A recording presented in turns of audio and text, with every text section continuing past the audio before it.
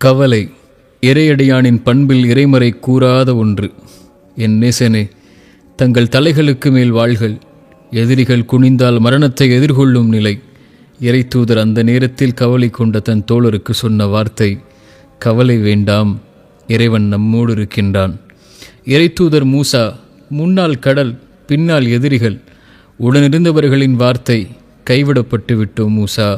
இறைத்தூதர் மூசா கூறினார், ஒருபோதுமல்ல, என் இறைவன் என்னோடு இருக்கிறான், அவன் எனக்கு வழிகாட்டுவான். என் நேசனே, இவர்களின் இந்த ஆழமான நம்பிக்கைக்கு அடித்தளம் இந்த 3 கேள்விகளின் பதிலை கொண்டு மட்டும்தான். முதல் கேள்வி, நம் சிரமத்தின் இந்த நிலையை இறைவன் அறிந்தவனா இல்லையா? ஆம், அறிந்தவன். இது அவனின் நாட்டமா இல்லையா? ஆம், அவனின் நாட்டம்தான். இதை நீக்க அவன் சக்தி பெற்றவனா இல்லையா? ஆம், அவன்தான் முழுவதுமான சக்தி பெற்றவன்.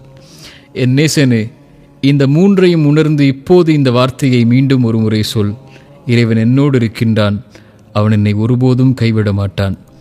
இந்த உணர்வின் வார்த்தை தான் இறைத்தூதரை குகையின் இருள்களில் பாதுகாத்தது, மூசா நபியை கடலை பிளக்க வைத்தது.